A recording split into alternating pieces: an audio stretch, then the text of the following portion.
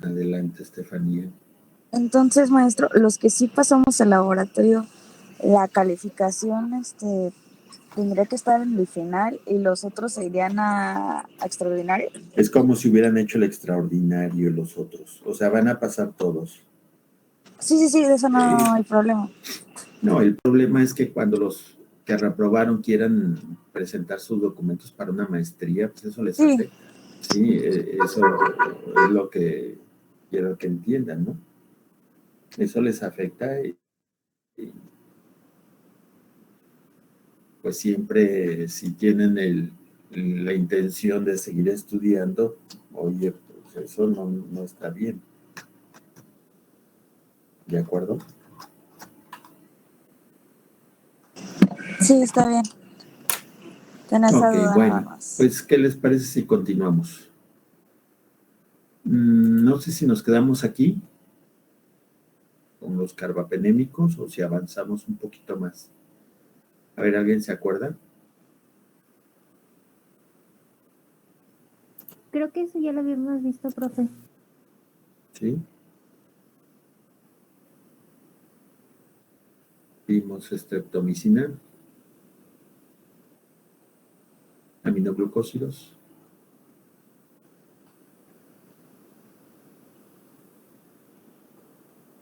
quinolonas, tetraciclinas, macrólidos, cloranfenicol, resistencia bacteriana. Yo creo que aquí no lo hemos visto, ¿sí? Creo que ahí nos quedamos. ¿Sí? ¿Y si vemos el resto de los antibióticos? No. Yo como que me acuerdo que si nos quedamos, nos debimos de quedar en la streptomicina. Esta sí la debimos de ver con Wastman. Que les comentaba yo que era el antibiótico contra tuberculosis.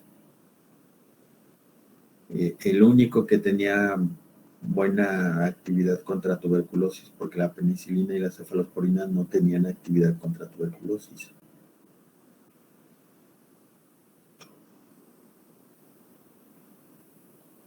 Así que me imagino que vimos hasta aquí. O íbamos a iniciar, mejor dicho, los aminoglucósidos. Sí, maestra. Sí, ¿verdad? Ok. Miren, vamos y si lo repito mejor para que se les quede bien claro, ¿no? Estos aminoglucósidos son una serie de antibióticos muy utilizados actualmente. Están desde 1960 de que se descubrieron y que su uso se ha generalizado porque tienen muy buena actividad contra gram negativos. Son bactericidas, ¿sí? Y esto ayuda mucho, sobre todo en tratamiento de infecciones sistémicas, es decir, que afectan varios órganos o todo el cuerpo. ¿Sí? Actúa sobre los ribosomas en la producción de proteínas de las bacterias. Y no tiene un espectro de actividad muy amplio. Prácticamente, si vemos aquí, son todas las enterobacterias, ¿sí? Agregamos Pseudomonas, que no es una enterobacteria, sino un no fermentador.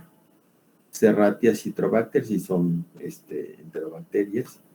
Y solamente tenemos dos géneros de gram positivos, el género Staphylococcus y el género Streptococcus, ¿sí? Y tienen una actividad, ¿cómo se dice? Una actividad muy limitada contra estos géneros. Regularmente no se administran solos, se tienen que administrar con un beta-lactámico. Eso sí tienen que al administrarse con un beta-lactámico potencian la actividad del beta-lactámico. Y tienen una relativa baja actividad contra micobacterias. ¿Sí? Si recuerdan, la streptomicina bloqueaba la unión del RNA de transferencia que lleva los aminoácidos para que se unan. Aquí tenemos el RNA de transferencia, ¿sí?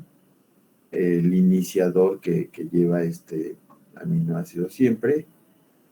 Y bueno, los aminoglucósidos se meten al RNA mensajero y lo bloquean, impidiendo que el RNA de transferencia se pueda unir y por lo tanto ya no se sigue pegando los aminoácidos y se pierde la peptona o el segmento de proteína que se haya generado. Y entonces por eso ya las bacterias no pueden sintetizar sus enzimas o sus proteínas de pared. Por lo tanto, mueren por inanición, ¿sí? Bien, aquí está otro grupo, bueno, son los mismos grupos de antibióticos, ¿sí? De bacterias, perdón, ¿sí? Pero aquí ya vemos los nombres de los aminoglucósidos. El primero que se empezó a utilizar fue la tobramicina. Todavía se sigue utilizando. De ahí se derivó la gentamicina, ¿sí? que ahorita es uno de los más empleados, y la amicacina, ¿sí? Y sigue la canamicina. No se emplea mucho porque es más tóxico. Bueno, de hecho, todos tienen cierta toxicidad. Es hepatotoxicidad y ototoxicidad, es decir, intoxican a las personas cuando se administra en gran cantidad y estas pueden sufrir un fallo hepático o dejan de escuchar, ¿sí? Entonces, es muy importante que se controle su uso, que no se abuse. Por acá tenemos algunos otros, como la netilmicina, que también se utiliza poco, pero bueno, hubo un tiempo que se utilizaba mucho, ¿sí? La sosomicina, que también ya no se usa. Y bueno, se acostumbra a mezclar, es decir, a dar una combinación de dos antibióticos usando un aminoglucósido y una penicilina o derivado de la penicilina. En este caso tenemos la penicilina original, la penicilina G, y un derivado, la ampicilina. Cualquiera de los dos se pueden mezclar con estos aminoglucósidos. Insisto, el usar esta mezcla potencia la actividad de la penicilina, no del aminoglucósido. ¿Sí? Entonces, en algunos casos que la bacteria es resistente por la producción de una penicilinasa, podría ayudar el que administremos un segundo antibiótico del grupo de los aminoglucósidos, ¿sí? Igual la streptomicina, aunque recuerden que la streptomicina es otro grupo de antibióticos diferente a los aminoglucósidos. Bueno, también es un aminoglucósido porque tiene fórmula muy parecida con glucosa, ¿sí? Por eso lo ponen también aquí. Bueno. Vean, efectos adversos, y era lo que les comentaba, disminuye la escucha, es decir, la toxicidad hace que se deje de percibir el sonido, ¿sí? Y se va perdiendo esa sensibilidad. Entonces va bajando la sensibilidad al sonido hasta llegar a una hipoacusia. ¿Qué significa eso? Que escuchamos muy, muy bajito los sonidos. Es una sordera, ¿sí? A la alta frecuencia. Y casi siempre necesitamos acercarnos para poder escuchar el sonido. Yo creo que por ahí alguno de ustedes debe tener algún abuelito que le tienen que gritar para que lo escuche. ¿Por qué pasa eso? Porque seguramente en algún momento de su vida les dieron estos antibióticos, ¿sí? El oído regularmente no se pierde de manera normal. Bueno, también genera dolor de cabeza, náuseas, vómito y problemas para respirar. Pero esto es solamente en los pacientes hospitalizados que están recibiendo vía endovenosa el antibiótico y que por descuido de los médicos hay un problema de mal funcionamiento renal. Esto hace que el antibiótico se acumule y entonces se genera esta toxicidad clásica, ¿sí? Puede generar también nefrotoxicidad, ¿sí? Aparte de la toxicidad hepática, de la toxicidad óptica, pueden generar nefrotoxicidad, una menor, disminuyen mucho la función glomerular, es decir, la capacidad para filtrar que hace el glomérulo y para concentrar la orina. Entonces también es otro problema que propicia la intoxicación y las secuelas que esto genera. Además, empieza a hacer que el riñón empiece a tirar proteínas, lo cual es terriblemente malo porque inmediatamente el paciente se empieza a desnutrir y genera la producción de cilindros hialinos, cilindros de mucosidad que no se generan normalmente. Sí, no se generan, pero es como un mecanismo de defensa que tiene el riñón para la actividad irritativa que tiene el antibiótico. Entonces, bueno, vean las secuelas o los efectos secundarios o adversos que tiene el administrar el antibiótico. ¿Es muy bueno? Sí, y a veces es la única opción para salvar la vida de algunos pacientes. Sin embargo, hay que tener mucho cuidado por la toxicidad. Ahora tenemos otro grupo de antibióticos que son las quinolonas, así se llaman. Tienen esta fórmula, si se fijan ya salimos de la estructura de la glucosa, ¿sí? La estreptomicina y los aminoglucósidos prácticamente se derivan de la glucosa. Me regreso porque creo que no lo mencioné, ¿sí? Y se fijan, ¿sí? La diferencia, bueno, son algunos radicales que llegan a tener, pero prácticamente son glucosas los aminoglucósidos, ¿sí? Y eso es lo que les da la actividad antibiótica. Bueno, las quinolonas es un grupo de antibióticos muy reciente, debe de tener cuando mucho unos 20, 22 años. Inicialmente se utilizaba un producto muy parecido que tenía muy baja actividad contra bacterias, ¿sí?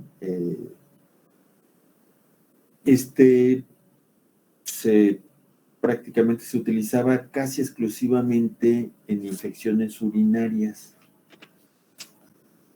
y no era el más eficiente, siempre lo dejaban rezagado, pero cuando se empezó a hacer algunos cambios químicos, ¿sí? En este radical número 2 se metió un nuevo compuesto, ¿sí? Y en este radical, perdón, en el 1 y en el 2 hicieron cambios, vean, y cuando pusieron estos compuestos resulta de que empezaron a tener muy buen resultado, ¿sí? Estos antibióticos, a estos antibióticos se les llama quinolonas por los ciclos, ¿sí? Los ciclos unidos a su grupo ceto. Eso es característico de una quinolona. Bien. ¿Qué hacen las quinolonas? Este grupo de antibióticos, ciprofloxacina, seguramente lo han escuchado por ahí, o inclusive quizá lo hayan tomado. Norfloxacina, enrofloxacina, esta se utiliza más en animalitos, más que en el humano. Yo creo que si tienen un perrito, alguna vez se los ha dado el médico por ahí para tratar alguna gastroenteritis, una infección Bueno, ¿qué es lo que hacen estas quinolonas? Miren, aquí está el DNA.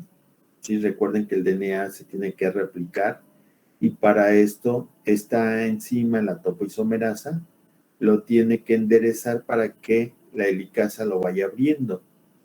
Bueno, pues las quinolonas se meten en el sitio activo de esta topoisomerasa y la bloquean, impidiendo que el ADN, ¿sí?, se desdoble, se enderece para que la helicasa lo pueda abrir. Entonces, obviamente, si no se puede abrir, no se puede generar el ARN, porque se tendría que leer solamente una de las cadenas, y con lo cual, pues tampoco se pueden producir proteínas, ¿de acuerdo? Esto es una actividad muy importante porque finalmente puede parar en seco el metabolismo de las bacterias. Hay otros antibióticos como el trimetoprim, aquí está la sulfa, ¿se acuerdan de las sulfas que desarrolló Dockman? ¿Sí? Después de que Paul Ehrlich tuvo un fracaso con el Salvarsan, Dockman desarrolló esas sulfas, ¿sí? Y bueno, estas básicamente entran bloqueando el PABA, ¿sí? Esta enzima que genera los folatos, prácticamente es bloqueada y eso impide que se vayan generando los nucleótidos, ¿sí? Luego, cuando agregamos trimetoprim a las sulfas, yo creo que han tomado el Bactrim, trimetoprim con sulfamethoxazol, pues hay dos bloqueos en esa misma fabricación de folatos y esto se hizo más efectivo para tratar de enfermedades. Pero bueno, ya es otro antibiótico. Estamos con las quinolonas. Entonces, las quinolonas actúan a nivel de material genético, de DNA, bloqueando la topoisomerasa, ¿sí? Aquí están, por ejemplo, este es el ácido que les comentaba, ácido nalidíxico. Perdón, de repente no me acordaba de su nombre, ¿sí? Este deriva de la cloroquina. ¿Han escuchado hablar de la cloroquina? ¿Alguien que haya escuchado por ahí hablar? Ahorita se habla mucho con el coronavirus, ¿no?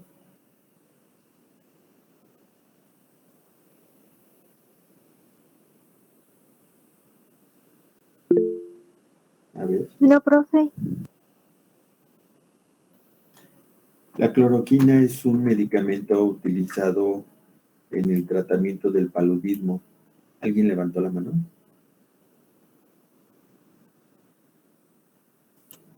Voy a apagar la cámara.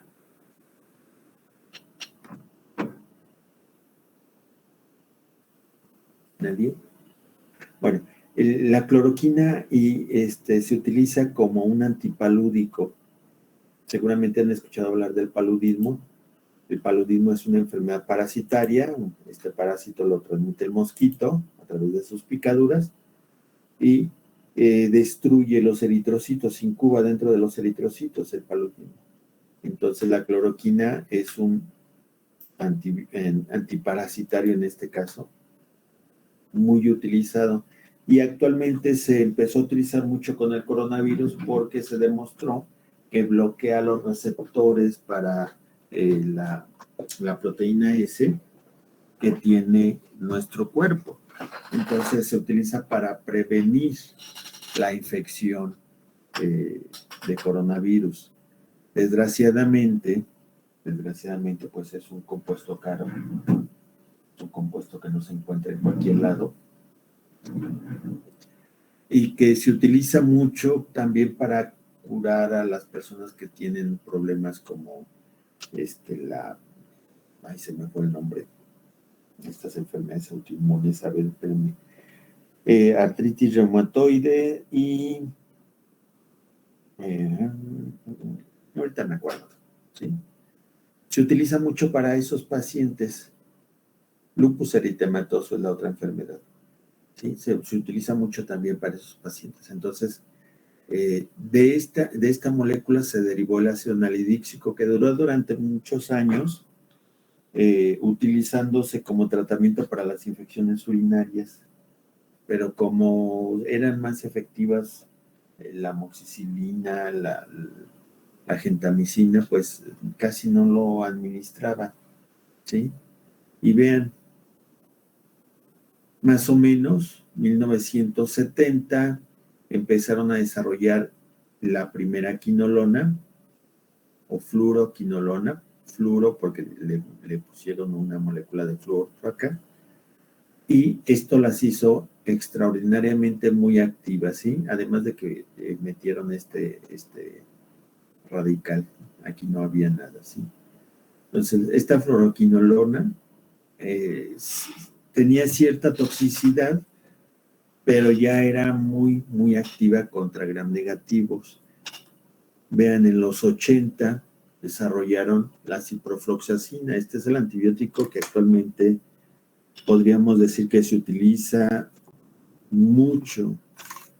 Casi vino a sustituir el uso de trimetoprim con sulfamethoxazol en infecciones gastrointestinales, en infecciones urinarias y en infecciones sistémicas también vino a ayudar mucho, ¿sí? 1980.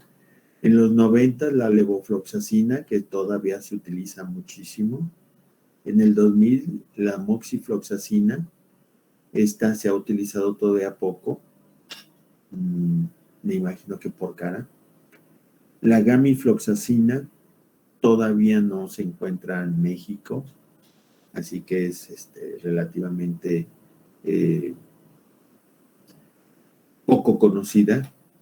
Levofloxacina también, muy poco conocida, y quizás se van a desarrollar otras que puedan servir en el futuro para el tratamiento de infecciones.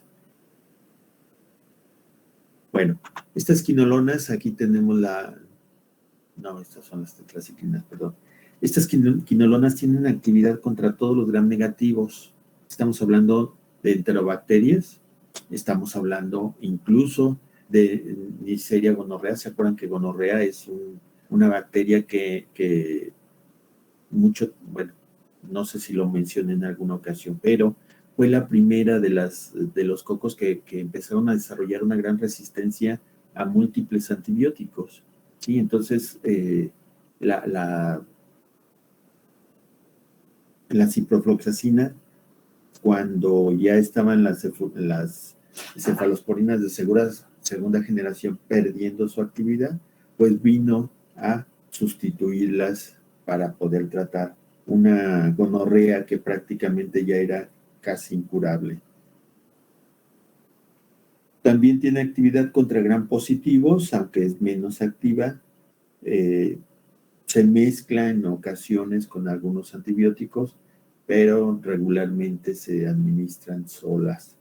Y las quinolonas, muchachos, no se sugieren, no se procura no dárselas a niños pequeños, niños que están en desarrollo, por mucho tiempo.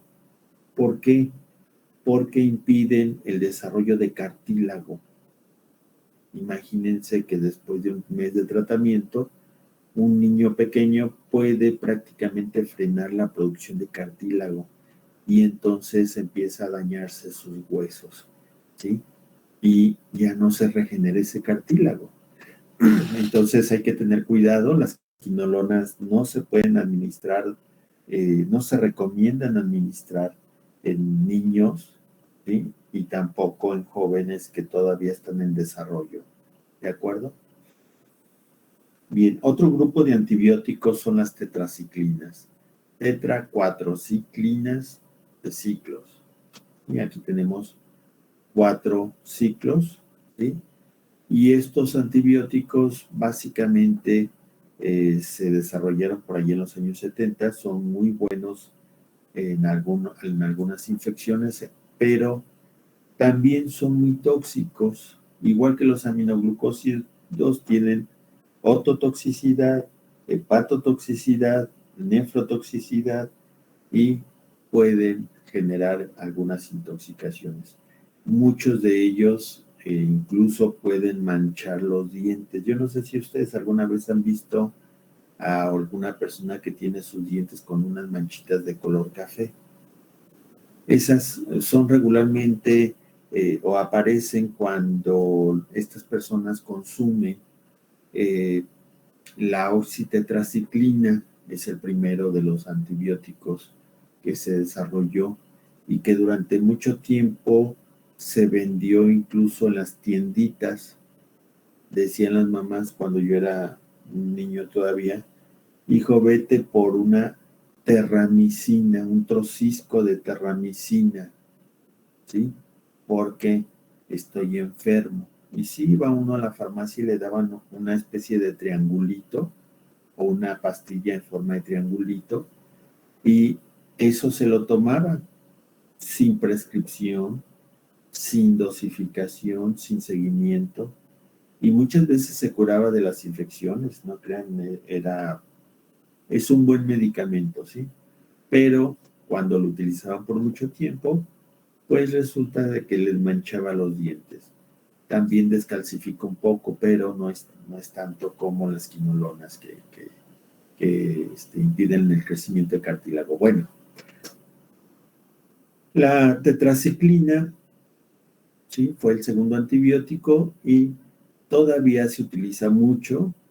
Ambos son tóxicos, ¿sí? De aquí se desarrollaron minoxidilina, doxiciclina y me hace falta uno. Minoxidilina, doxiciclina y creo que no está aquí. Bueno, básicamente estos dos son los más utilizados. Si alguna vez ustedes tuvieron acné o tienen acné o conocen a alguien que tenga acné y van al dermatólogo, el tratamiento más común es la minoxidilina. Se los dan por 15 días para poder eliminar a las bacterias que generan los pigmentos en la cara y las infecciones. ¿Sí? Muy efectivo, nada más que es muy agresivo para el estómago. Luego les duele el estómago cuando ya están saliendo del tratamiento. Y la doxiciclina es uno de los antibióticos más activos para infecciones como el cólera. El cólera, que antes generaba pandemias, y la última pandemia fue precisamente en los 90, que llegó a México y yo creo que mató más gente que el coronavirus, ¿sí? El tratamiento es muy simple con la doxiciclina. Son 100 miligramos en dosis única, una tableta de doxiciclina y con eso se muere el bicho y se elimina la diarrea y prácticamente se cura a la gente. No requiere 2 dosis ni 3, no, una sola tableta, ¿sí? Entonces, es un antibiótico muy bueno. Podríamos decir que la doxiciclina y la minoxidilina son los antibióticos que más circulan, el resto casi no, de los que están aquí. ¿Qué hacen las tetraciclinas? Pues también directamente evitan que se una el RNA de transferencia, el que lleva el aminoácido. Se juntan en el ribosoma, se ponen por ahí para que no se pueda unir el RNA de transferencia, haciendo que el péptido que ya esté formado prácticamente se desprende y se pierda. Y obviamente pues ya no se pueden producir las proteínas. Las tetraciclinas son activas básicamente contra esos microorganismos que generan el acné y contra Vibrio cólera. Ocasionalmente se pueden dar contra otras infecciones, pero se cuida mucho, casi no los dan, mejor dicho. Y el antibiótico que me hizo falta de esa serie es la Tistos. No está aquí. Ligeciclina. Es un antibiótico que especialmente se da en algunos casos nada más de bacterias multiresistentes. ¿sí? Ya las que no pueden tratar se da la tigecyclina. ¿De acuerdo? Bien. Otro grupo de antibióticos es el conocido como macrólidos. Macrólidos porque la molécula base es gigante, si se fijan. Es como si fueran 4 ciclos pegados, ¿sí? Este es el núcleo de los macrólidos. Y de ahí se desprenden estos anillos de glucosa, ¿sí? Los macrólidos seguramente también los han utilizado, el más conocido es la eritromicina. La eritromicina en infecciones de garganta en niños pequeños, pues es el antibiótico o es de los antibióticos más recetados. Claro que ahora ya dan más claritromicina. De todos modos, ambos saben a diablo. Ustedes se lo toman y el sabor les queda todo el día, un sabor amargo, ¿sí? Muy difícil de pasar, muy difícil de mantener. Los niños toman una vez, pero la segunda ya es casi imposible que se la tomen, entonces por eso fallan muchos de los tratamientos con macrólidos, ¿sí? Y de aquí se deriva también la citromicina. La citromicina es un antibiótico que en algún tiempo era el tratamiento ideal para la gonorrea. Tenía actividad contra la gonorrea, ¿sí? Sin embargo, también Neisseria gonorrea hizo resistencia. Ya actualmente, solo que por ensayo se verifique que es sensible, se da. Si no, no se da. Pero sí es un buen antibiótico para otras bacterias, como la clamidia, los micoplasmas, ¿sí? Es una buena opción. Y de ahí tenemos estas otras tetraciclinas, la rocitromicina, la aspiromicina, la oleandomicina.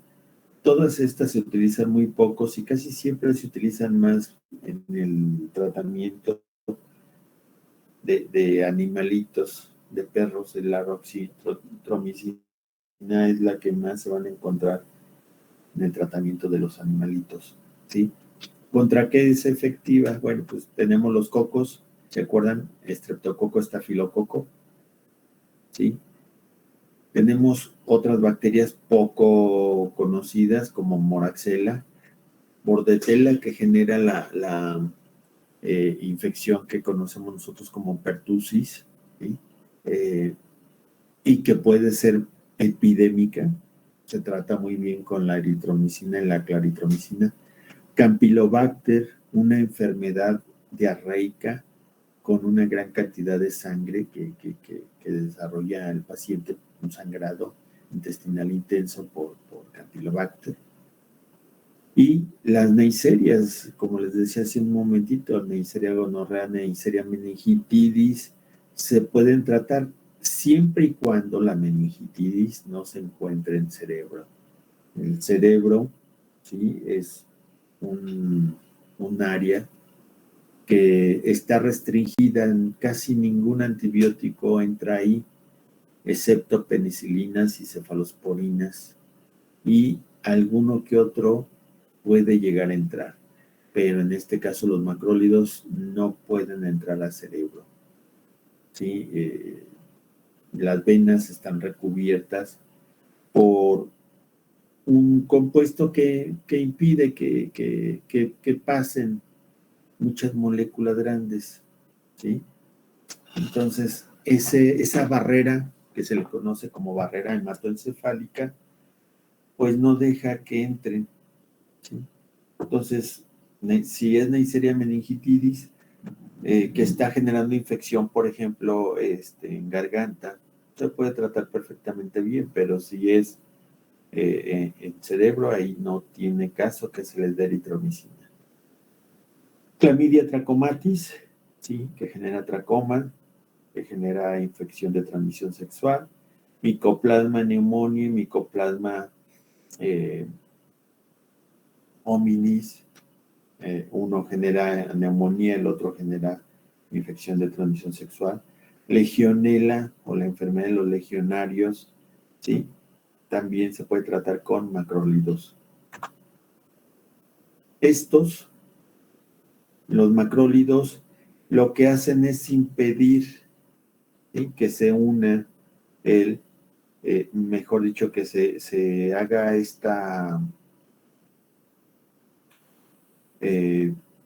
este pegado, que se forme este enlace entre los aminoácidos, ¿sí? Esa es su función, evitar que el aminoácido que se acaba de instalar forme un enlace con el que está ya en el péptido formándose. Y esto obviamente desprende este péptido y hace que se pierda, también interfiriendo en la producción de proteínas. Si se fijan, varios antibióticos se van directamente al ribosoma e impiden, ¿sí?, impiden el tratamiento, o mejor dicho, impiden la producción de proteínas. Ojo, eso no quiere decir que se puedan utilizar. Vamos, yo podría decir, pues si los macrólidos, los aminoglucósidos y la streptomicina actúan al mismo nivel, pues puedo dar un macrólido acompañado de streptomicina, acompañado de un aminoglucósido como gentamicina, ¿sí? Y eso va a hacer más potencia, no, o van a terminar más rápido con la bacteria, no. En este caso, resulta de que no se inactivan, ¿cómo se dice? Se bloquean su actividad. Y entonces la bacteria rápidamente se hace resistente a los antibióticos usados. Entonces, de los antibióticos que mencionamos que tienen actividad en el ribosoma, ninguno se debe de mezclar, ¿sí? Ninguno. Por lo menos entre sí. ¿De acuerdo? Bien, aquí tenemos las dosis, las vías, ¿sí?, y algunos efectos colaterales que pueden generar. Les decía yo que la eritromicina y la claritromicina tienen un sabor muy intenso, muy terrible, ¿sí? Y vean, generan inclusive malestar estomacal por lo mismo. Sí, que la claritromicina puede llegar a generar la pérdida del oído, ¿sí?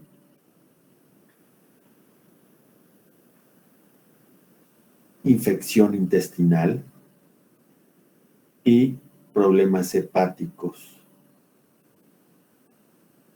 o problemas a nivel de articulaciones. ¿De acuerdo? Entonces, ¿se pueden utilizar? Sí. Casi siempre el tratamiento que dan es por 3 días con estos antibióticos y cuando mucho se puede extender a 5 días, pero no más. Entonces, lo pueden dar en niños y en adultos.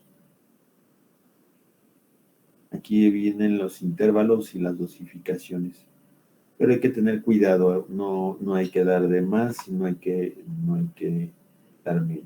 Bueno, otro antibiótico, este es un solo tipo de antibiótico y un solo uso, el clonafenicol, que está prácticamente ahorita ya descontinuado, porque el clonafenicol, primero, era el tratamiento de elección para la salmonella tifi, la tifoidea. Bueno, la salmonella tifi produce la tifoidea o la fiebre tifoidea, ¿sí? El problema es de que es muy tóxico y cuando se utiliza por más de 15 días, genera lo que se conoce como aplasia medular. Aplasia medular, ¿qué significa eso?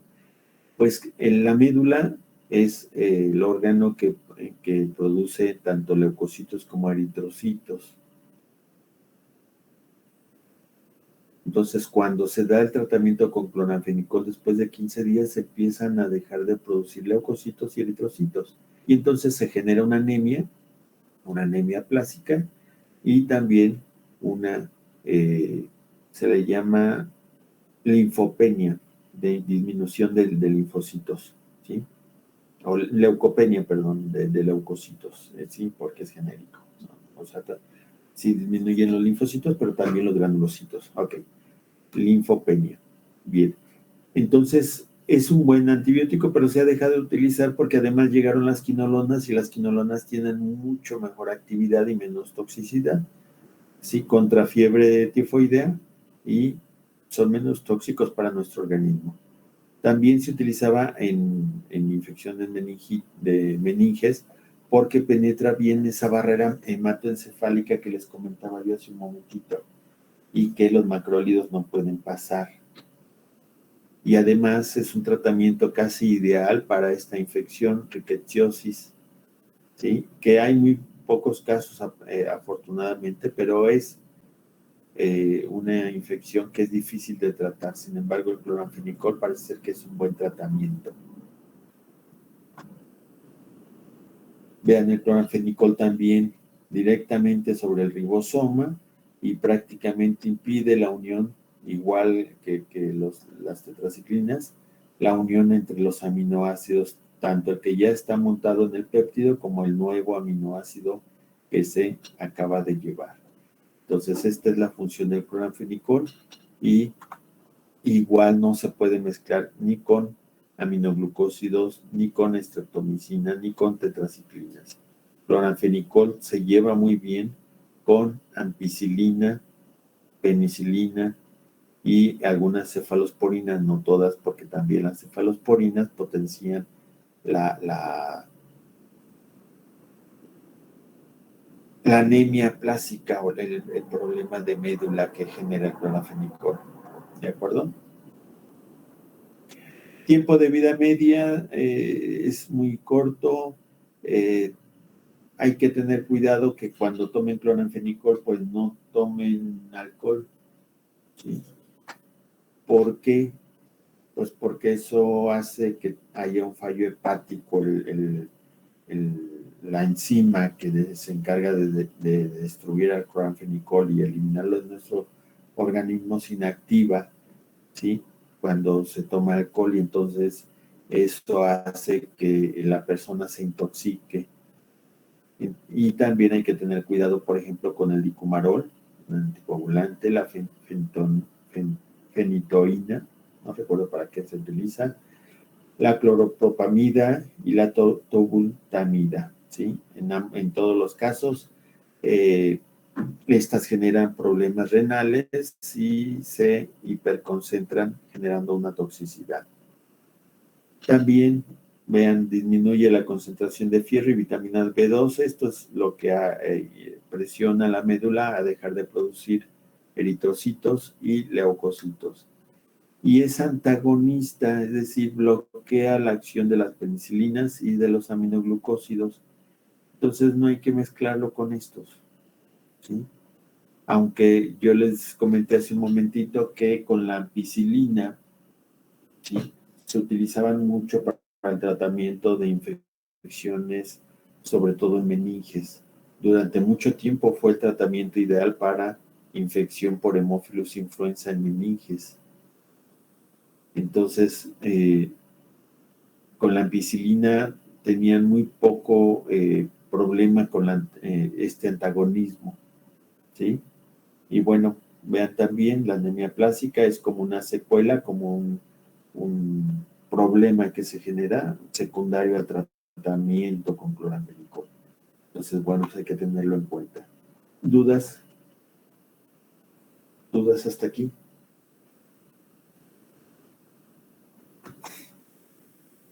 No, profe, todo bien. Bien, nos va a faltar este tema, que es resistencia a los antibióticos. Bueno, nada más vemos esta diapositiva. Aquí están todos los grupos de antibióticos, ¿eh? Para que los vean. Aquí están las tetraciclinas, macrólidos, aminoglucósidos. Lincomicinas no las vimos porque casi no se utilizan. Cloranfenicol. Linezolida es nuevo, ¿sí? Acá está la quinolona, la rifampicina no se utiliza mucho, se utiliza ya casi exclusivamente para tuberculosis. Las sulfas y trimetoprim, algo les mencioné por ahí, se está utilizando ya muy poco. Aminoglucósidos, quinolonas, beta-lactámicos. Vancomicina, este es muy tóxico, se tiene que dar a pacientes hospitalizados y es como la última opción, ¿sí? No se le administra a un paciente a menos de que no haya otra forma de tratarlo. La fosfomicina no tiene mucha actividad contra la mayor parte de las bacterias. La bacitracina la utilizamos más en el laboratorio que para tratamiento humano. Dapto y polimixina no se utilizan ya casi. Bueno, nos falta este tema. Si les parece bien, lo vemos ya en la siguiente clase y este sería el último tema ya prácticamente del ciclo. Ya tienen sus presentaciones, denles una repasadita. El fin de semana hago el listado de los trabajos que van a hacer y ya se los envío para que los hagan, ¿sí? Y en unos 10 a 12 días esperaré esos trabajos de regreso para poderlos calificar. ¿Les parece bien? Sí, maestro. Sí, profe. Profe. Muy bien, muchas